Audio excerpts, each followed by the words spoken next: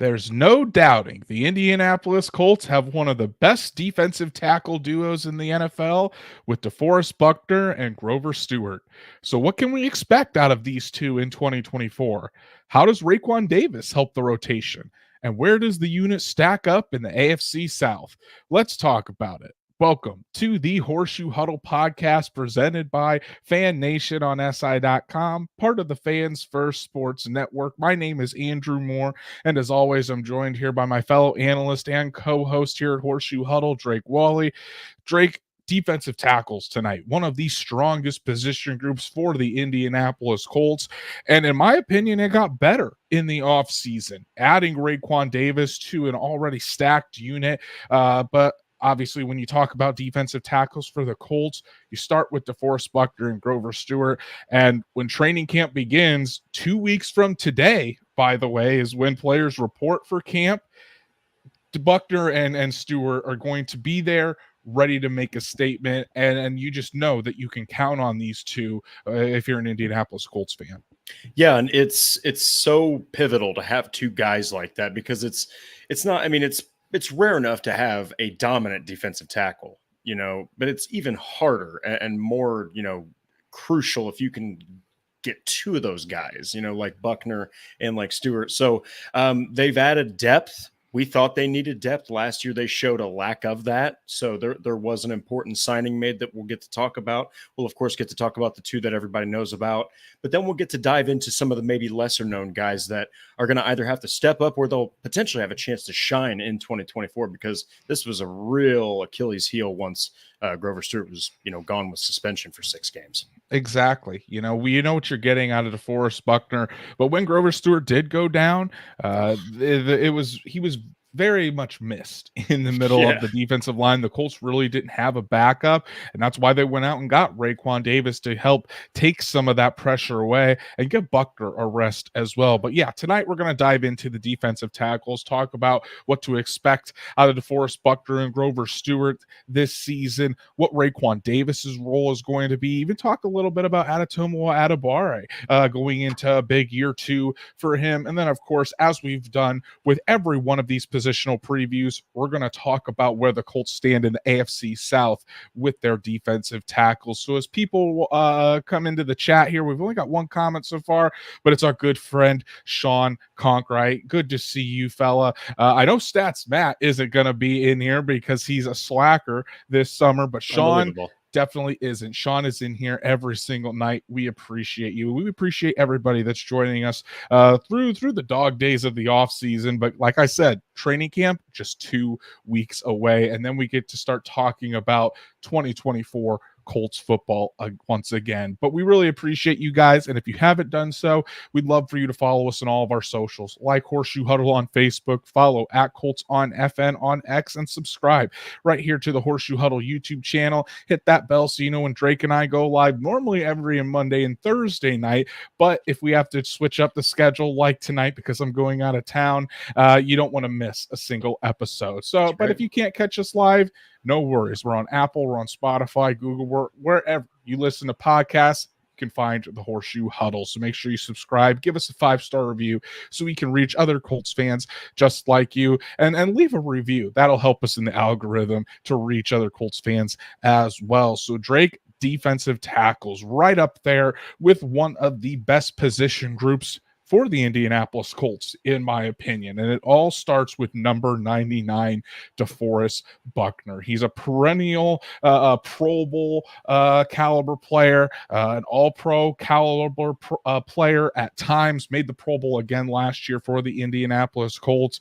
And it just seems like no matter the circumstance, no matter if the Colts are having a good season or a bad season, DeForest Buckner is going to go out there and produce for you. So I'm going to give you his stats from a season ago. Played in all 17 games, had 81 tackles, 11 tackles for loss, 8 sacks, 21 quarterback hits, even had a fumble recovery that he took all the way for a touchdown in that game 1 against the Jacksonville Jaguars, and he made his 3rd Pro Bowl. DeForest Buckner now entering year 9 in the NFL and year 5 with the Indianapolis Colts. So, Drake, all that being said, you know, he made the Pro Bowl, but he wasn't an All-Pro. The only time he has been an All-Pro was back in 2020, his first year with the Indianapolis Colts. But, you know, it seems like he's on the cusp of having another all-pro season. So I'm going to ask you, let's do this. Let's do a prediction style with our first question here. Do you think an all-pro season is incoming for DeForest Buckner with the Colts? You know, it's so hard to get a first team all-pro selection. You know, I know that he's technically a 2-time all pro because he's a second team selection also, but they really like to count those first ones. And I think that potential is absolutely there, especially if you have Grover Stewart all 17 games and you've got legitimate backup and rotational pieces. And we even talked about it with the defensive ends, man. Some of those guys can also be rotational pieces for a defensive tackle role like Dio. So there's a lot there. Okay. And now you've got Charlie Partridge to help. I think that all of the factors and the elements are there for an all-pro season. Absolutely. I think that everything is there for him to get back to those 9.5 sacks where he had his first team all-pro with the Colts in 2020. So I think that it's all right there. It's just a matter of him continuing to stay healthy. I think that sometimes he doesn't. He just plays through it. So I think that's a factor. Keeping other guys on the field like Grover Stewart, even though it was a suspension, holy crap, was it easier to take out DeForest Buckner without Stewart there? And then, of course, the rest of the defense has to hold their weight too. The coverage has got to help him sometimes because it's not all on the pass rush. You know, it's a two-way street here. You know, they affect each other. So I think that basically at the end of the day, man, yes, all the pieces are there for him to have close to 10 sacks, maybe more, and just absolutely tear up some offensive lines. I like how you talked about the toughness and the dependability He's of like DeForest Buckner. Here's I've got stats, Matt. He was kind enough to send me his stats of the day, so at least we have the stats, Matt, stats of the day. But here's one that I have. So we'll just pat myself on the back for this one. DeForest Buckner, since coming to the Indianapolis Colts, has played in 66 out of a possible 67 games. The only game he missed was back in 2020 when he was forced to miss because he tested positive for COVID. Other than that, DeForest Buckner has played every single game for the Indianapolis Colts. And when you're talking about a defensive tackle that's getting beaten on by 300-pound offensive linemen every single snap, it's incredible what DeForest Buckner has been able to do and his durability throughout all that. Knock on wood that continues for DeForest Buckner this season. But Drake, I think all Colts fans know how important DeForest Buckner is and how good he is, but we got to continue to talk up this guy because when you look deep into the numbers, it's really remarkable what DeForest Buckner has been able to do. And it's honestly a shame how underrated and how, in some instances, how disrespected he is nationally across the NFL because the Colts haven't been one of the best teams in the NFL in recent seasons. DeForest Buckner really flies under the radar. So hopefully if the Colts do have some more success over the next few seasons, the respect can be put back on DeForest Buckner's name. But he was last year, this is the stats, Matt, stat of the day for DeForest Buckner. He was 5th overall in pass rush win rate. And then when you look at the pressures, DeForest Buckner had the 6th most pressures of all defensive tackles, 27th overall in the NFL. But in terms of the interior defensive linemen, he was behind only Chris Jones, Justin Matabuke, Aaron Donald, Fletcher Cox, Malik Collins, and Zach Seiler. Only 5 other guys were ahead of him in pressures. And then finally, Buckner was one of 3 players with 7+ sacks over the last 6 seasons. So no matter what, Drake, DeForest Buckner is going to go out there and produce. And that's why I'm predicting that DeForest Buckner gets back and is nominated as or is named a first team all pro this season, because I think when you add Grover Stewart back into the mix all season, you have the added pass rushers on the outside, another year with Kwity Paye if he takes another step, Samson Ebukam another year in this defense. You add Laiatu Latu to that equation too. the other guys, they're going to have to get the attention, which means more one-on-one matchups for DeForest Buckner, take the pressure off of DeForest Buckner, and it's just going to allow him to go out there and eat even more. So I'm very high on a huge season for DeForest Buckner in 2024. Yeah, and all he's done is, play consistently. And a lot of times he's at least in recent seasons, he's done this with injury, and injury to significant areas. I think one was his ulna, So, I mean, you're talking about a guy who's not going to be off the field unless he absolutely cannot perform at all. So I love that you said that he doesn't get the respect that he deserves. We can kind of wrap it up here with that. It's so unbelievable that he doesn't get more recognition. The guys that you named, incredible talents. And in fact, I think Adebawore just got a huge freaking deal. Oh, yeah. Okay. And then you're talking about Chris Jones, who is probably the best defensive tackle in the league. And then you're talking about Aaron Donald, who is a first ballot Hall of Famer, arguably the most dominant defender ever to play the game of football. That's incredible. All right. You're just behind those guys in so many different metrics, and the pressures, the pass rush win rate, it's all there, and he can defend the run. He's just a force. So I think that it's imperative to continue to stay healthy around this guy. For Stewart, I know it was a little bit of a ridiculous incident, but stay on the freaking field, man. Just everybody needs to stay in unison, because along with DeForest Buckner, man, this defensive front as a whole, especially in the interior, like we're talking about, man, it's so promising. It might be the most promising I've seen as a group in a long, long time, man. And Buckner, even though he's getting, I think he's either close to 30 or going to turn 30 this year, he hasn't really shown any signs of slowing down. And that's why the Colts rewarded him this offseason with a 2-year, $46 million extension. That'll take him until he's, I think, 31 or 32. But again, $23 million a year. I think that makes him ranked 8th among all interior defensive linemen. In my opinion, that's a steal. That's really a steal to get him at $23 million a year.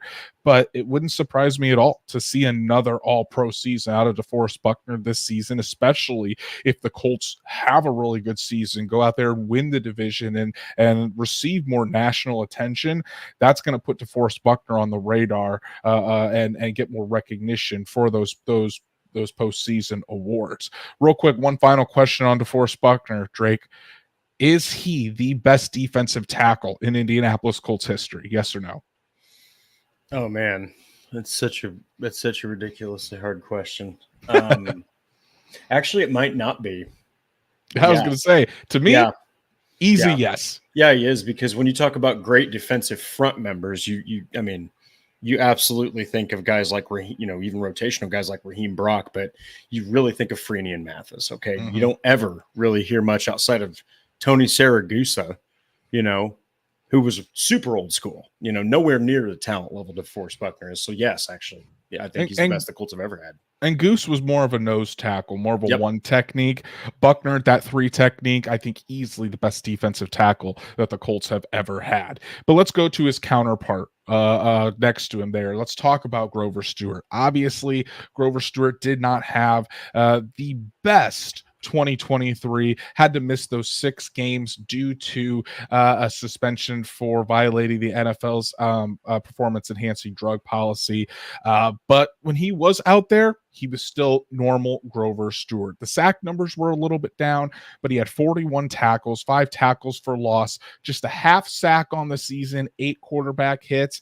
But against the run, Drake, he was still the same Grover Stewart. And real quick, another stat of the day, the Colts rush defense without Grover Stewart allowed 4.73 yards per carry.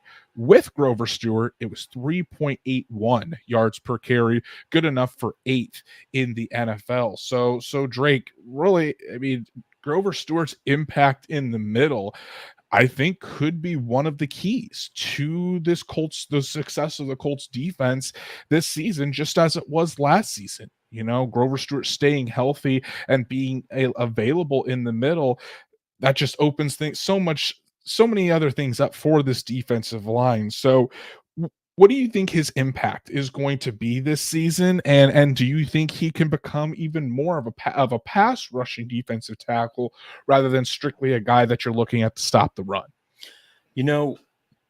Starting with the easy one, incredible run defender, right? I mean, the guy is he's, 310, 315 pounds, but he's so much quicker than he looks. I mean, he's, he likes to eat chicken out of his own sink, like he's just one of those he's just an absolute monster of a man. He's huge, and he's just a really, really talented guy on the interior there.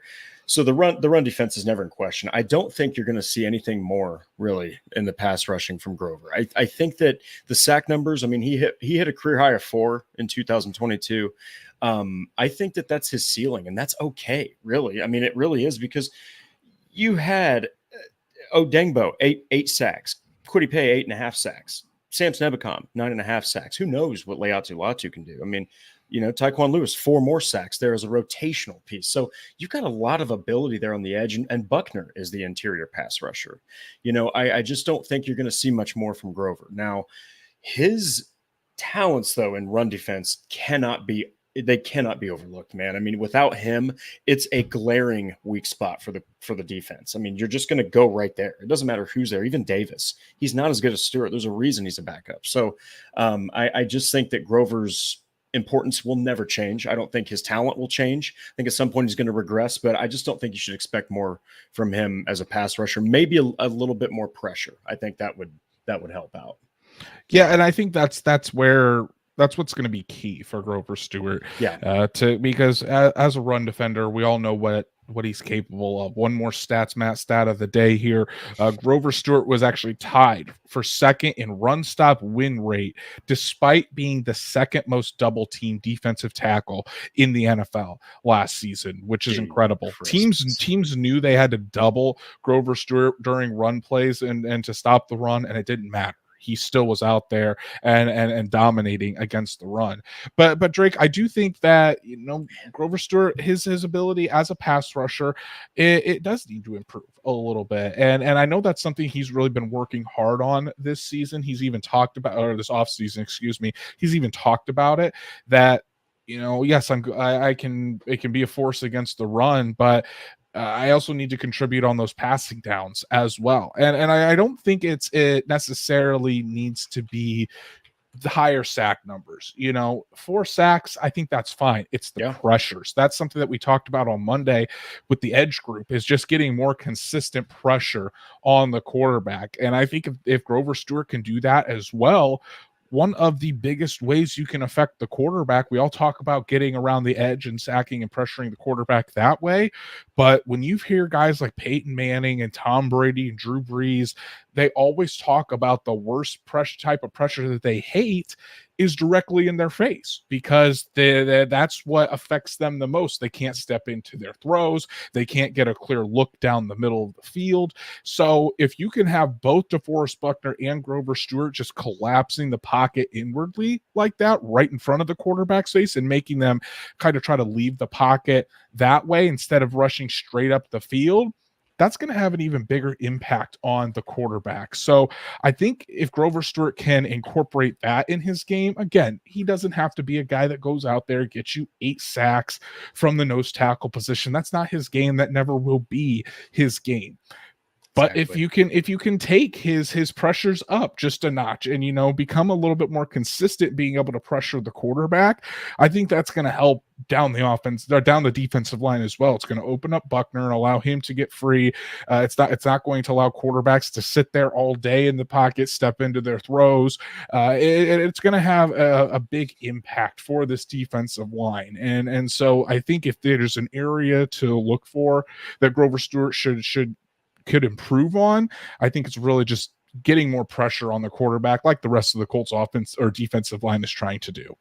Yeah. And, something that's really interesting that you mentioned, and I'm glad you brought it up, is that he commands so many double teams. Like, look, you're talking about double coverage. All right. It's harder to throw when there's one of your best guys double covered, right? But I think when you're allocating resources on your offensive line, all right, and have to use another guy to help another guy block one person from the defense, man, that just opens up so much more. I mean, a guy like Gus Bradley, I know that he's not a super blitzer, like not like some of the higher blitzing teams as far as percentage, but I mean, he would be able to absolutely tee off on that. Any defensive coordinator in the NFL worth of salt could figure out a way to get to the quarterback if they're getting one of their defensive tackles double teamed, or just to get to the run, plug the gaps and all sorts of stuff like that. So he commands all sorts of attention like that. And that's why, again, during those 6 games, stats Matt mentioned it, you just saw such a drastic difference in what they would allow per carry for opposing running backs. So don't sleep on this duo, NFL people, okay? I'm telling you, we're not even being biased here. Grover Stewart and DeForest Buckner, they are a top 5, maybe even top 3 defensive tackle duo in the entire NFL. Exactly. And last season for Grover Stewart, only 15 total pressures. If he can even get that up to about 20, 25, I would say. I mean, 25 pressures for a nose tackle, I think that's Kwity Paye. I think it's pretty good. Yeah, it's what Kwity Paye did a season ago. Basically. So being able to get that up even slightly into the 20s, low 20s, doesn't have to be all the way to 25 and almost double his numbers, but closer to 20. That's 5 to 6 more pressures and 5 to 6 more plays that the Colts are going to be able to force a quarterback into potentially a bad throw. So, but I do think that it's something that Grover Stewart is working on. Obviously, he's going to be with the Colts for a while longer. Just signed a 3-year, $39 million extension to remain in Indianapolis. So obviously, Grover Stewart is here because of his ability to stop the run. But if he can add some more into his pass rushing repertoire and get more pressures on the quarterback, obviously that's a very, very good thing for the Indianapolis Colts. And before we move on to our next guy, Drake, we've got a kind of an interesting question in the chat here from Joshua Smith, and it's a little bit off subject, but it's the off season. Let's talk about it anyway. And Joshua says Kent Sterling today, who is a local indie media personality, posted that the Colts wideouts are not up to par with the Texans, but that maybe Jonathan Taylor can balance that out. To me, that's not a sound statement, as we haven't really seen AD Mitchell or seen them through a full season with AR under center. What are your thoughts? So, Joshua, we did go into depth on the Colts wide receiver position a few weeks back, so definitely go check out that video.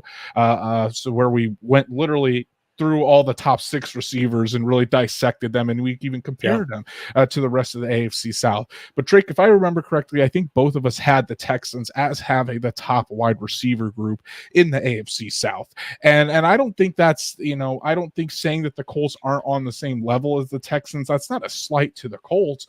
But when you're being objective here and you look at the Texans wide receiver group, Stephon Diggs, who has made multiple Pro Bowls. I think he has an All-Pro or 2 even. I could be wrong about that. But you have Nico Collins, who had a fantastic season last year. Tank Dell was getting off to a hot start as well. Those 3 guys alone, very, very good wide receivers. And I know that you see the Colts with Michael Pittman and Josh Downs, Adonai Mitchell, talking about as well having Alec Pierce, who could have a bounce back season. But as of right now, they're just not on the same level as the Houston Texans wide receiver group. I don't think that there's an ocean between the two, but I would still say that if you're looking at tiers, the Texans wide receiver group is probably a tier above what the Colts are currently. Doesn't mean that that the Colts can't reach that same tier, and maybe even this season, but going into the season, I would say that the Texans are a tier above the Colts. Drake, what do you think? I agree. And Josh, thank you so much for the question, man. That's a hell of a question. And also, Kent Sterling is an incredible media personality and just an incredible reporter, works his ass off. So awesome that you were able to pull that from his sourcing. Look, everyone needs to get excited about Josh Downs. Okay, Josh Downs looks great. Alec Pierce, still a what if. AD Mitchell's got the potential. Okay. He's honestly got so much potential that if everything falls in line for him, he will be the most talented overall receiver on the Colts. He will. He'll be the most athletic, the fastest, the best route runner, can win long, medium, short. I mean, he's going to be a weapon. So I just don't think he's going to be there maybe the first couple years. Okay. When you're looking at the Houston Texans, though, to be dead honest here, let's remove Stephon Diggs. You have Nico Collins. That is a number 1 receiver. Okay. Then you've got Tank Dell, who in his last 4 games before he got hurt, that dude had 25 catches. He had 6.685, and he was targeted 33 times. I mean, he was tearing people up. Dalton Schultz, I'd throw him in there with the receiving core, but I do think that Jonathan Taylor can balance that out, because I don't think Mixon's anywhere near the skill level Jonathan Taylor is. Mixon's got wheels left, but I mean, Jonathan Taylor's the best running back in the entire division.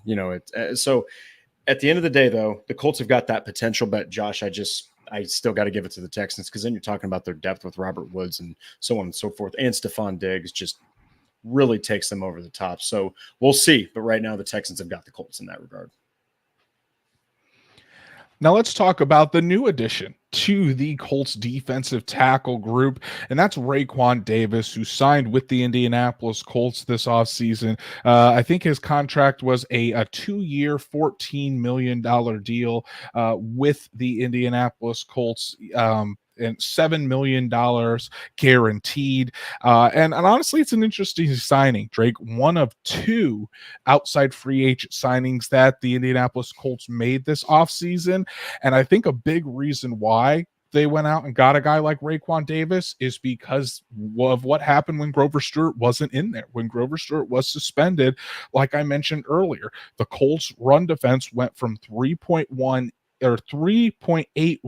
yards per carry to 4.73 yards per carry, almost a full yards difference.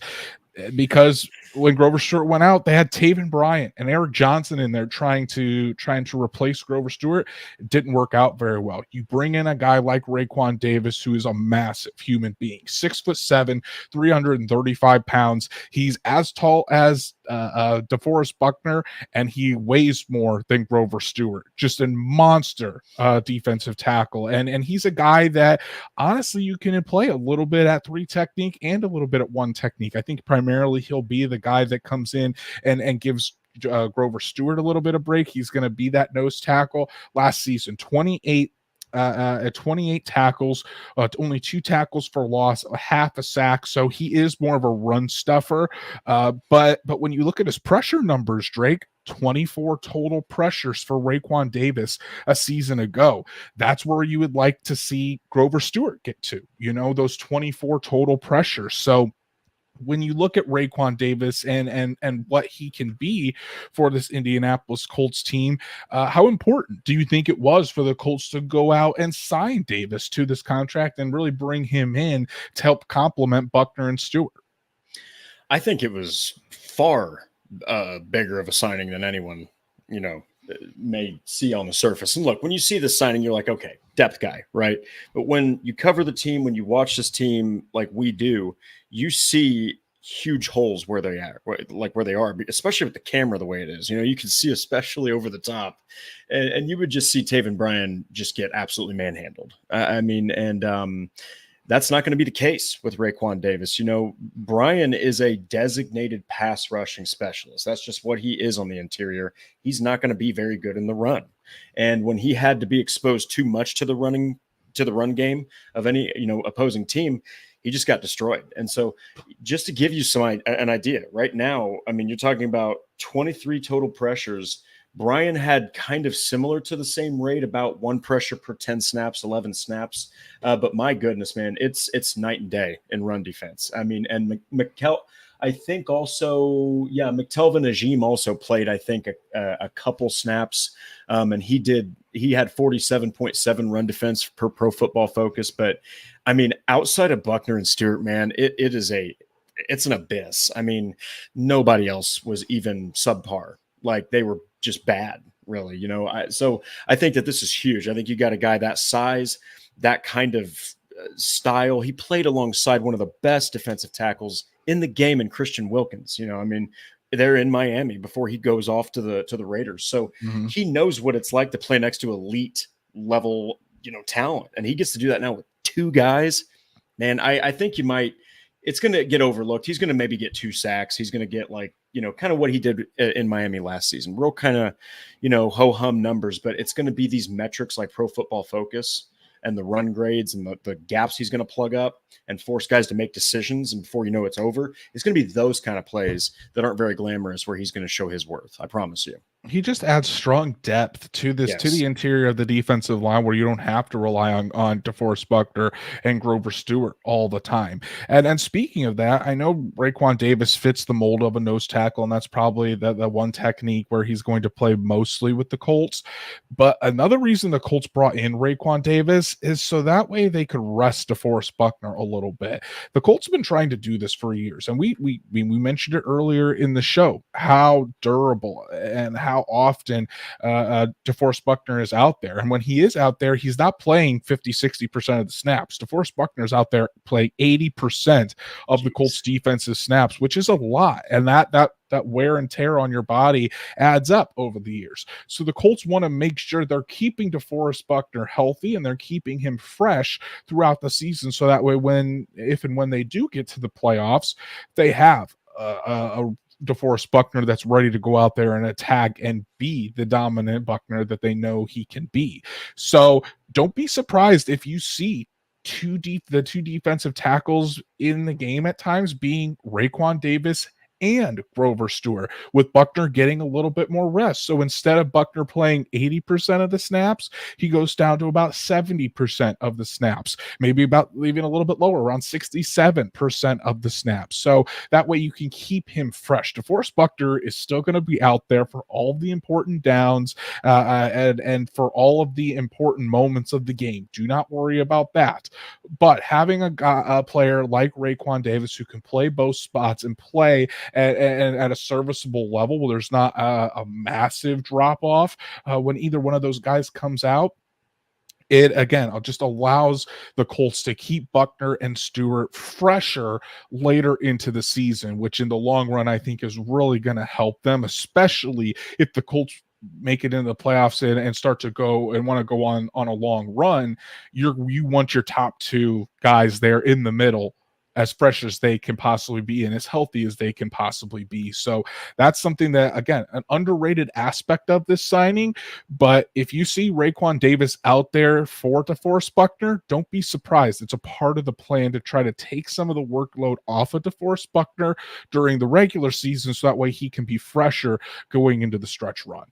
Yeah, and perfect situation would be, if it's if the Colts are up 14, it's the fourth quarter, 7-8 minutes left, it's 3rd and 3. Buckner needs a breather. Well, you got two run stoppers in Rayquan Davis. I know that Davis and Stewart. I know the other team might be throwing the ball, but that's okay because you've got a guy like Davis who can put pressure on a quarterback. And I know that we are kind of falling, or saying Taven Bryan's kind of fallen off the back end of the roster here, but he's better suited for those 3rd and 7, 3rd and 8, 3rd and 9s. That's where you want Taven Bryan on the field is when it's all about just getting pressure on the quarterback and getting to the quarterback. That's where he kind of does pretty well for a depth defensive tackle. So I love the Davis signing. I think that Taven Bryan's performance, ironically enough, warranted it. I think it made the Colts want to do something about that, and they did. And they've still got some promising talent even behind him that we get to talk about too. So I love Rayquan Davis. I think that he's going to do a much bigger positive for the Colts than what's going to show up on the stat sheet. And for you talking about Taven Bryan, Drake, I'll be honest, I'll be shocked if Taven Bryan even makes the final 53-man roster for the Indianapolis Colts. Hey, it's a camp body, I guess. But yeah, I'd be shocked if Taven Bryan ends up with the Colts once the regular season comes around. But a bit the final guy we're going to talk about is former 4th round pick, came in, had a lot of fans last year. But his rookie season was certainly up and down. And in my opinion, a lot more downs than there were ups. And that's Adetomiwa Adebawore. He came in, had a fantastic combine, was an elite athlete, goes out there in the combine and runs a sub 540. Actually, it's a 4.49 40. So I should say sub 4.5 40 as an interior defensive lineman, 6'2", 282 pounds, lightning quick speed. So you're thinking originally, are the Colts going to use him as a defensive tackle or as a big end? The Colts really primarily used him inside as the defensive tackle, and man, it was a rough season for Adebawore last year, Drake. I mean, you look, he only had 10 games where he played, but he only had 5 tackles, 1 tackle for loss, only 1.5 sacks, which honestly isn't too bad, but according to Pro Football Focus, he was to put it nicely, he was bad. I could say he was probably a little bit worse than that, but only 6 pressures all season long. They gave him a 27.5 grade for defense, 24.1 grade for run defense. So not the best rookie season for Adebawore, but again, young guy, we knew it was going to be an adjustment, very raw on film, and I think his entire rookie season was just a welcome to the NFL moment. So going into year 2, and it's a big year 2 for Adebawore too, because I mean, again, there's no guarantee that behind Buckner, Stewart, and Davis, there's going to be a lot of snaps. So what do you think we can possibly see Adebawore or out of Adebawore this season, Drake? Or do you think like the writing is already on the wall for the second year pro? Hope you're on mute. My apologies. Looking at the numbers, it's like, man, I know that he just got dominated in the ground game. Look, he showed some promise though, actually, with pass rushing metrics, but it just was really weird. It's like he had the speed of a defensive end, but he has the 280 pounds, 6'2", shorter, smaller, but he is kind of that. He's like a bowling ball almost on the interior. So that's, like you said, that's where the Colts primarily used him, but he just got absolutely destroyed. But I think that something that needs to be mentioned is the missed tackles. He actually had a big problem with missed tackles. 3.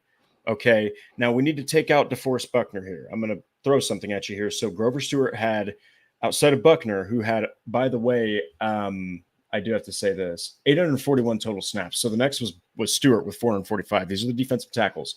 Okay, Stewart had 3 missed tackles on 445 snaps, 224 run defense snaps. Now you got to go to Adebawore, who had the same amount of missed tackles on 62 run defense snaps and 132 snaps. So that is awful. That's why you see that tackle grade as the lowest of anything he's got, which is 23.3. And when Pro Football Focus does that, it's kind of a weird one for tackling, but they're just grading the efficiency based off of like how badly they missed the tackles, how many tackles they missed, based off of how many they made and attempts and all that. So basically, like you said, he was bad. He was awful. Like he just got really exposed. And I think that a guy like him, you can only go up, right? So what I expect from Adebawore is to fight off Taven Bryan. Like, you got to keep Bryan off of your heels. I know we talked about him being kind of a camp body, but look, Adebawore was worse than Bryan. All right. So he's going to need to step up. He's going to have to do it, because then you've got Johnson, then you've got some of these other guys that are going to also try to nip at his heels. So all of a sudden, he's looking like a guy who really needs to make something happen, especially during camp. So I think you're going to see him a lot during the preseason. You're going to see some flashes, but that speed is undeniable. And if the Colts and Charlie Partridge can do something with his technique and just help him evolve along with that speed, which, by the way, he's not that much slower on a 40-yard dash than Anthony freaking Richardson. Okay, something is there. All right. If they can hit it, it's going to look great. If not, it might just be kind of a bust pick, kind of like Ben Banigou. Adebawore he was, again, kind of falls into that category of an ultimate upside pick for the Indianapolis Colts, and so I don't think it's fair to judge him after his rookie season. We even said last year that it's probably going to be an adjustment for Adebawore. And you look at how the tape against Northwestern was an incredible athlete, but the technique wasn't all there, and that's kind of what we saw last season on film with the Colts. He's a great athlete, but there were times where he just got manhandled because of his play strength wasn't there. His technique wasn't there, which got him out of position. It was really up all over the place. And that's why I say it was up and down, and there was more downs than ups because it was a struggle as a rookie for Adebawore. But it is going to be interesting to see what, has it clicked for Adebawore going into year 2. Certainly Charlie Partridge, what is he going to be able to do? Can he hone in that athletic ability and really focus in on getting Adeboware's technique better? Because I think the Colts would love to have a reliable backup 3 technique behind DeForest Buckner. And I think Adebawore could be that guy because of his pass rushing prowess, because of his athleticism. He probably does need to add some muscle, add some play strength, potentially add some weight in there in the middle. But Charlie Partridge has worked with so many different guys, and then a lot of guys that are around the size of Adebawore.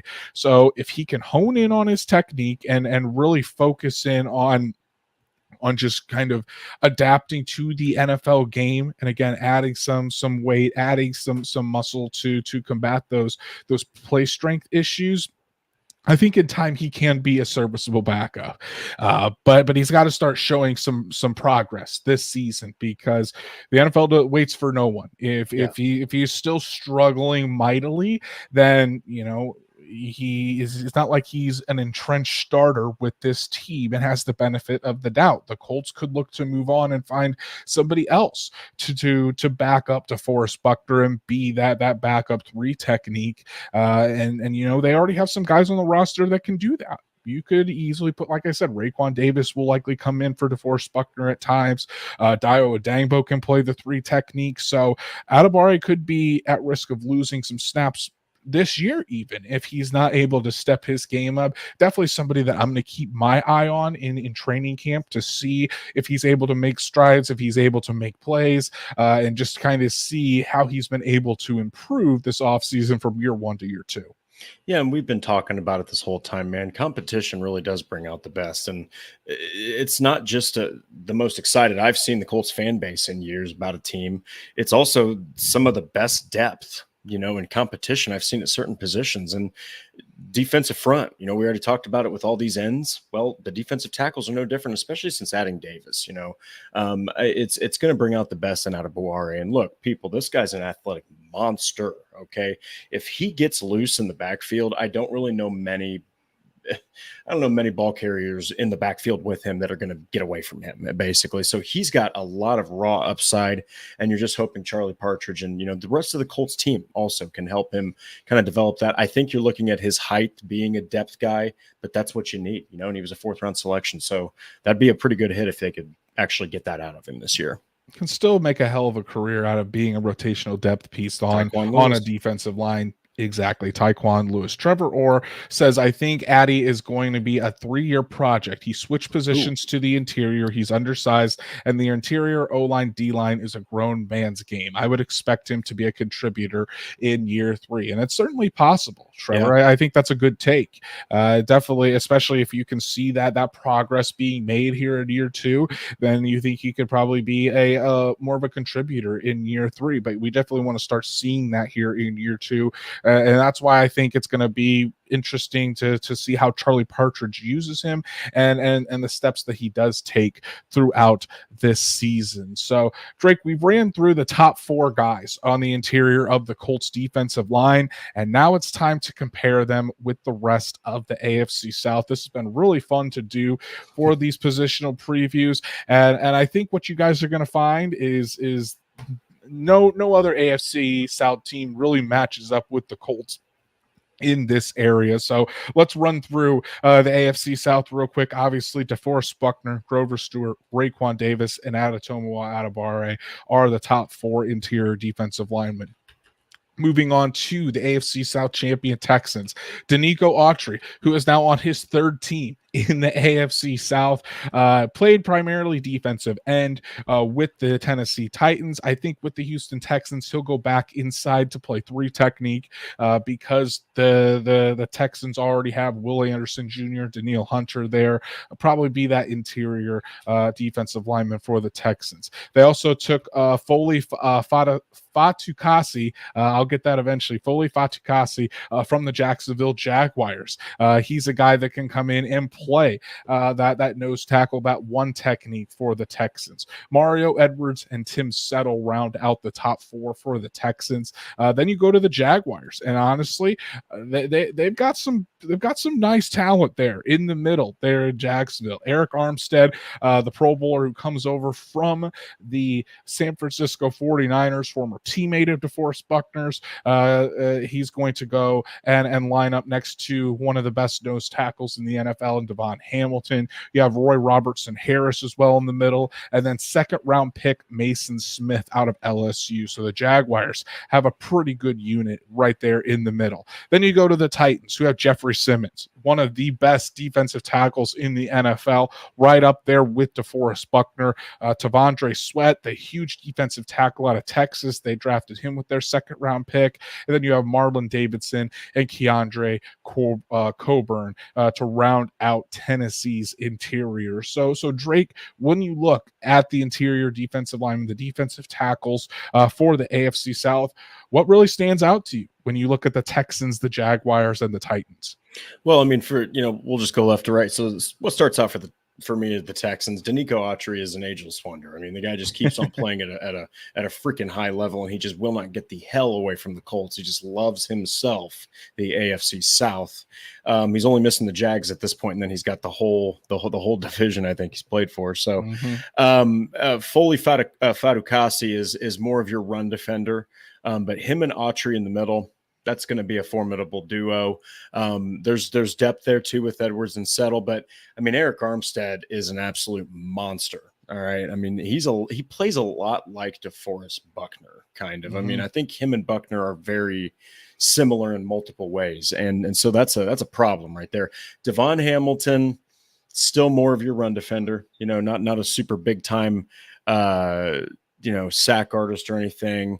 And then Robertson, Harris, and Smith are very similar in, depth to Edwards and Settle. But I mean, the Titans, this one is, I mean, Jeffrey Simmons, he kind of gets overlooked too. I mean, he's an absolute game wrecker. I mean, total beast. If you let him get through double teams, which he gets double teamed quite a bit, you're totally screwed up the middle. So Tavondre Sweat is a guy that I thought the Colts, might want to look into for that depth purpose, but was a little too high, I think, for what the Colts wanted, at least in the prospect rankings. But hey, that could be a formidable duo right there. But Coburn and Davidson, really the Texans, Jags, and Titans have kind of similar 3s and 4s there.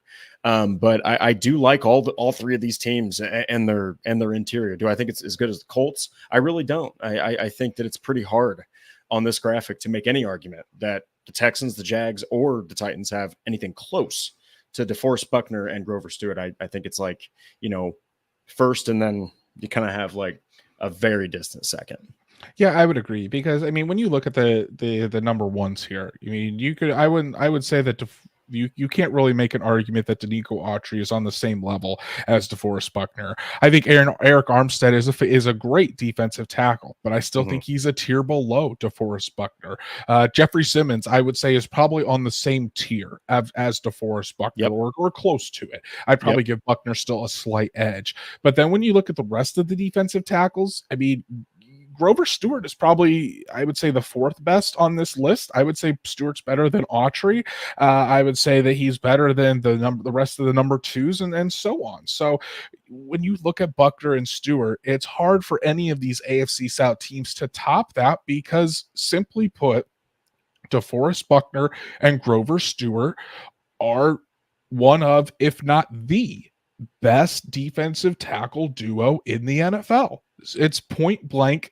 That's just the truth. When you look at what they do, how they complement each other, and their impact on the game, it's hard to find a better duo in the NFL than Buckner and Stewart. So that being said, Drake, I think to our fans and our listeners out there, everyone knows who we're gonna probably rank number 1. But let's give out our rankings 1 through 4. Let's rank the defensive tackle units in the AFC South.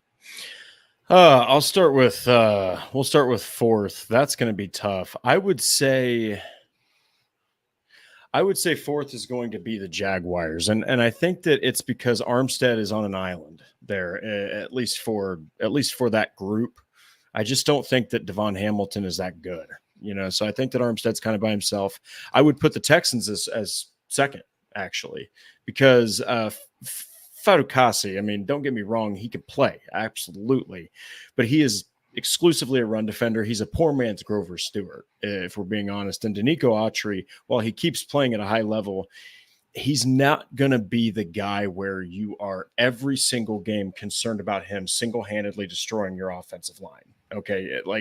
He's just not going to be that guy. He's going to make an impact, but he's not going to be that guy. So I still think that it's better depth though than Hamilton and Robertson, Harris, and so on and so forth. So give me the Jags, the Texans, the Titans will get second because I'm high on Sweat. And then I do think Jeffrey Simmons is an absolute monster. And then the Colts are number one. And it's in heavy dosage because of Stewart and Buckner. But, even without Buckner in there, Stewart and Davis, that's still a good duo in there. So you've got depth behind both those guys. So, but yeah, we'll go Jaguars, Texans, Titans, and Colts. In reverse order there. Yep. So Patrick, the CFO, makes another menacing comment in the chat. Good to see you, buddy. You'll love to have the comedic relief here as we near the end of the show. But yeah, Drake, I'm going Colts 1. DeForest Buckner and Grover Stewart's hard to beat that. You add the depth in Rayquan Davis behind there. That was the missing piece to this unit. And I think you have one of the best defensive tackle units in the entire NFL with Buckner, Stewart, and Davis. I'm going to switch it up a bit, and I am going to pick the Jaguars second. And here's why. Because I do like the Eric Armstead, the addition there. And I think Devon Hamilton is, he's their Grover Stewart. He's their run stopper.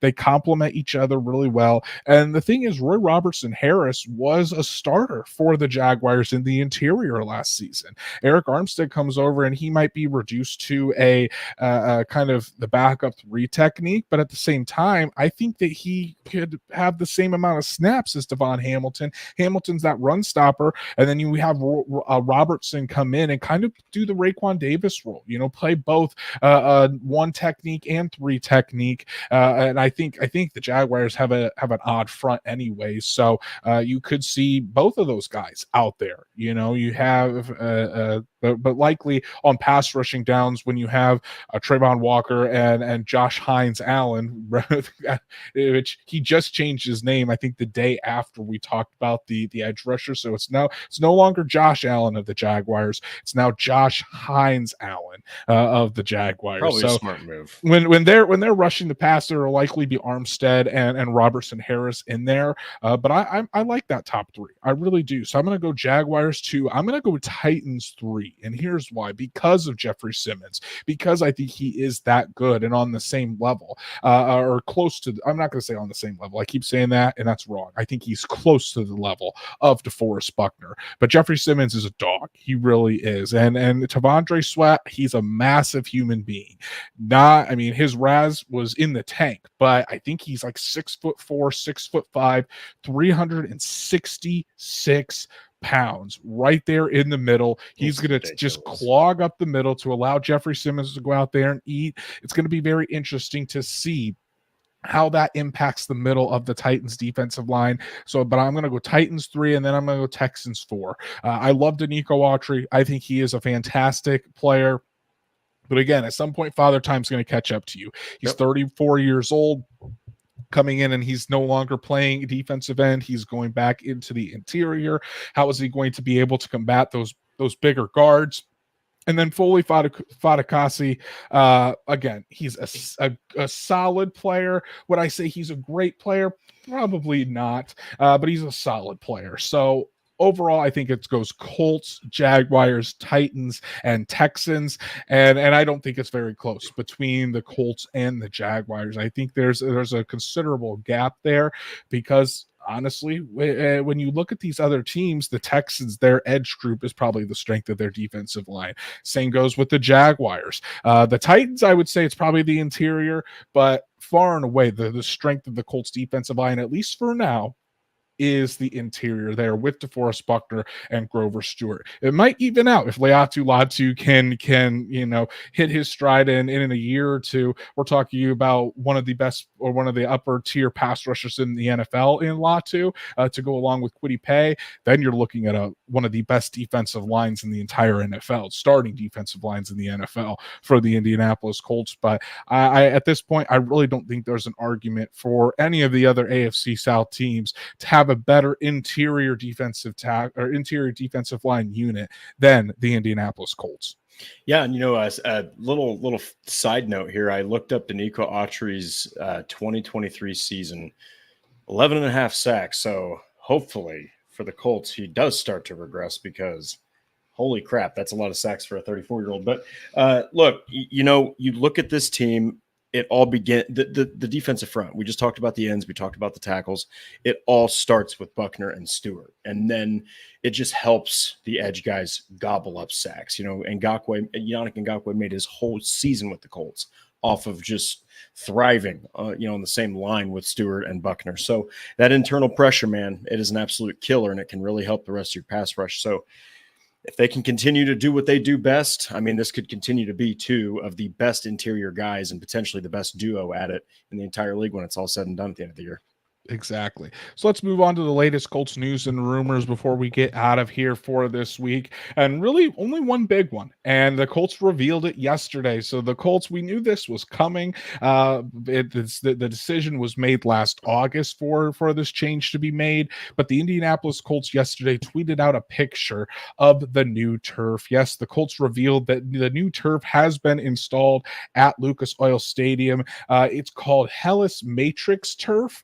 It's supposed to be softer, more plush, and much better than the old slit film turf that was inside of Lucas Oil Stadium. The Colts and Lucas Oil Stadium become one of 5 stadiums in the NFL to have this Hellas Matrix turf. The old slit film turf, the NFLPA was actually calling for it to be banned across the league because of the safety concerns. But again, this Hellas Matrix turf should cut down on injuries, should speed up the play on the field as well. And not only that, but the Colts are finally introducing their new word mark on the field. So if you remember back in 2020, the Colts went through this huge branding change where they got a new secondary logo. The word marks were changed from the old school Colts lettering to the new school Colts lettering, a little bit more blockish. When you look at the numbers and the pictures that have been posted by the Colts and the numbers that are, I think even Fox 59 in Indianapolis did a story on it, the numbers now reflect the new word marking. So that likely means that the end zones are going to have the new word marking. It's not going to be the old Indianapolis Colts font. It's going to be the brand new font. And then Drake, the midfield logo isn't done either. So that kind of the question then comes, is it going to still be the old Colts football logo, like the one that's over your right shoulder there? Or is it going to be an updated helmet? Or is it going to be just the Colts horseshoe at midfield? It's going to be interesting to see what that ends up being. And Colts fans will get a chance to look at it when they open the preseason on August 11th against the Denver Broncos. But Drake, I'm excited to see this new field. It looks, from the pictures and everything that I've seen, it looks fantastic. Players are certainly all for this. So if it helps eliminate injuries on that Lucas Oil Stadium turf and it ends up having a faster playing surface, shoot, I am all for it. Yeah, and rejoice, Colts fans, because this is a team that for the longest time just had one of the most, in my humble opinion, boring jersey color schemes ever. And so last season you've got the Indiana Knights, and then you've got all of this rebranding and all of this new stuff. So it sounds like the Indianapolis Colts are starting to go into the modern era. It's a new era of Colts football. They're embracing it. They're rebranding it. So it's just another reason to be excited if you're a Colts fan. And really, the changes have been made to the word mark since 2020, but the Colts just haven't gotten a new field in that time. So really, the old lettering, the old numbers have stayed out there on the field. Now with this new turf, they're able to change everything. So if it were up to me, I know some people have said that they'd like to see that secondary logo out there at midfield, which is the Colts C with the Indiana, the outline of Indiana cut in the middle of it. In my opinion, just go with the horseshoe. Go with the big horseshoe right there in the middle. I'm not the biggest fan of having a helmet there at midfield. Go with the big horseshoe right in the middle of the field. That would be my pick. But until I think a lot of fans are going to be excited to look out onto the field on August 11th to see how that new turf looks. Yeah, and look, at the end of the day, like you said, if it's going to make playing easier, if it's going to reduce injuries, and if it's just going to make the players altogether feel more comfortable to play football, that's going to help the fans too, because it's going to be more exciting to watch. And we got to go out on this comment. As Patrick says, midfield is going to be Uncle Jim with a guitar. Oh my God. Honestly, wouldn't hate it to see Jimmy with the Colts out there at midfield. Sean Contright wants to have the old bucking Colt, Baltimore Colts from the 50s logo. Probably one of my favorite logos of all time. But honestly, it's talking about this just gets me more excited for Colts football. And the Colts, like I said earlier in the show, report for training camp in just 2 weeks. We're almost there, people. So that's our show for today, guys. Really appreciate everybody tuning in. No super chats this evening, but again, we really appreciate everybody that took time out of their summers to talk Colts football with us tonight. And if you haven't done so, please go follow us on all of our socials, like Horseshoe Huddle on Facebook, follow at Colts on FN, and subscribe to the Horseshoe Huddle YouTube channel. Hit that bell so you know when Drake and I go live, normally every Monday and Thursday night. But if we got to change our schedules around, if you turn that bell and notifications on, you'll never miss us. And then if you can't catch us live, Apple, Spotify, Google, wherever you listen to podcasts, we're on there as well. So make sure you subscribe, give us a 5-star review so we can reach other Colts fans just like you. And before we get out of here, Drake, I know you've got a couple pieces out there on horseshoehuddle.com. Tell the people what they should go check out. Yeah, just talking about how Jonathan Taylor received a bunch of high praise from NFL-wide personnel. The Colts are now in a potential trade prediction that could transform the league. And then CBS revealed the most underappreciated Indianapolis Colt for 2024. So go check those out.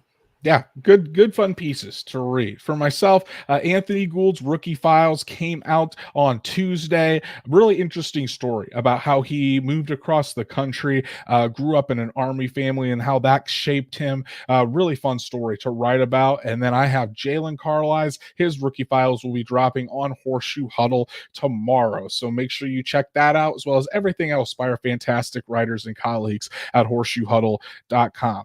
Go follow Drake at DWall Drake. You can follow me at Andrew Moore NFL, and we'll be back Monday night to talk about the linebacking group for the Indianapolis Colts: Zaire Franklin, EJ Speed, Jalen Carlisle, and more. So that's going to be a fun conversation as we finish off our positional previews. Only 3 more groups to go before training camp begins in 2 weeks. So everyone, enjoy your weekend. Spend some time with your family. Spend some time outside. Catch some sunshine, and we'll be seeing you right back here on Monday night to talk more Colts football with all of you.